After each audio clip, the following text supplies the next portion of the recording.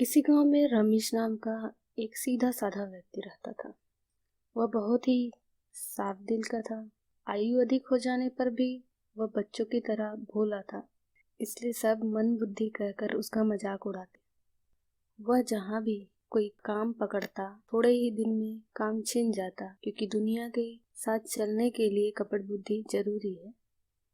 इस तरह कई कामों में हाथ आजमाने के बाद भी वह बेरोजगार ही रह गया और उसके खाने के लाले पड़ गए। एक रात रमेश एक पेड़ के नीचे बैठकर बुरी तरह रोते हुए बोला, हे ईश्वर, मुझसे कोई काम नहीं बनता। मेरे लिए कोई व्यवस्था कर दे या मुझे अपने पास बुला ले। पेड़ के पीछे एक चोर छिपा हुआ था। रमेश का रोना सुनकर चोर का दिल पसीज गया और वह उसके पास जाकर बोला, भाई, तुम मेरे साथ चलो और मेरे साथ ही काम करना। रमेश ने पूछा। आप क्या काम करते हैं? चोर ने सीधे बता दिया कि मैं चोरी करता हूँ। रमेश ने कहा, मुझे चोरी करना नहीं आता। चोर ने कहा। मैं सिखा दूंगा। दोनों साथ चल पड़े। रास्ते में चोर टमाटर के खेत में टमाटर चुराने घुसा। उसने रमेश को एक पेड़ पर चढ़ा दिया और कहा कि अगर खेत का मालिक आता दिखाई पड़े तो झट आवाज देना। अभी चोर खेत में घुसा ही था कि रमेश जोर से चिल्लाया, मालिक देख रहा है, मालिक देख रहा है। उसकी आवाज सुनकर चोर झट भाग खड़ा हुआ। जरा दूर जाकर चोर ने पूछा, मैं तो सब देख ताक कर अंदर घुसा था। इतनी जल्दी खेत का मालिक कैसे आ गया? तुमने उसे कितनी दूर देखा था? रमेश ने कहा, मैंने खेत के मालिक को थोड़ी ही देखा, मैंने तो दुनिया के मालिक को देखा। उसकी नजर से कुछ नहीं छिपता। भले ही खेत के मालिक ने नहीं देखा, पर दुनिया का मालिक तो देख रहा है ना। आखिरी हिसाब तो उसी को करना है ना। रमेश की बात सुनकर चोर हक्का बक्का रह गया। उसकी आंखों में आंसू आ गए।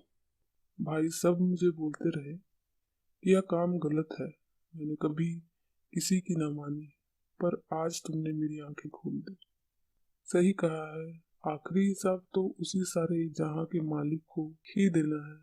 तुम इसी सीधेपन के कारण दुनिया में मात खाते रहे हो, पर तुम्हारे इसी स्वभाव के कारण मेरे जैसे कितने ही लोग सुधर जाएंगे।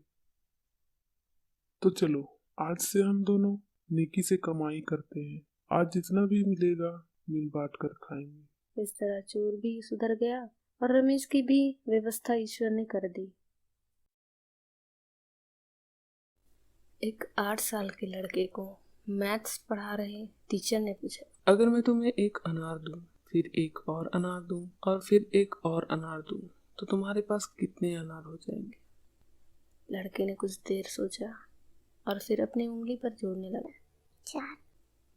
लड़का का उत्तर आया। टीचर थोड़ा निराश हो गया। उसे लगा कि ये तो कोई भी बता सकता था।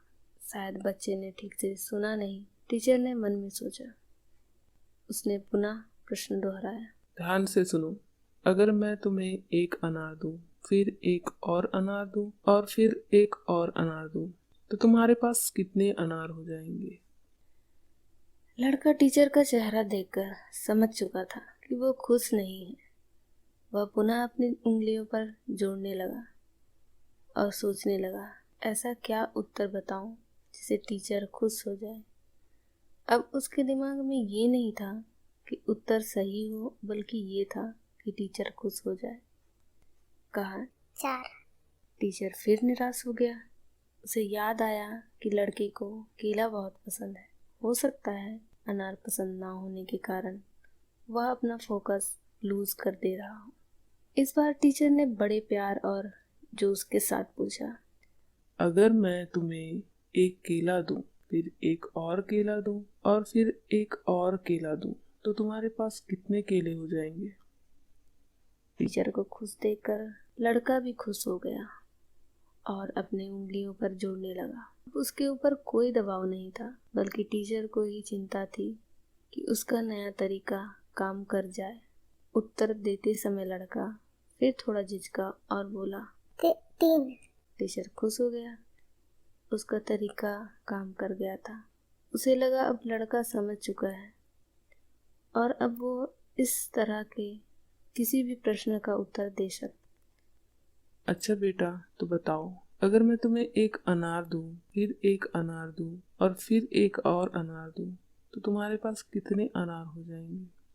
पिछला जवाब सही होने से लड़के का आत्मविश्वास बढ़ चुका था। उसने बिना समय गंवाए उत्तर दिया, 4।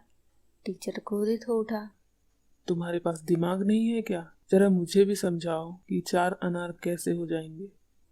लड़का डर गया और टूटे हुए शब्दों से बोला, क्योंकि मेरे बैग में पहले से ही एक अनार है।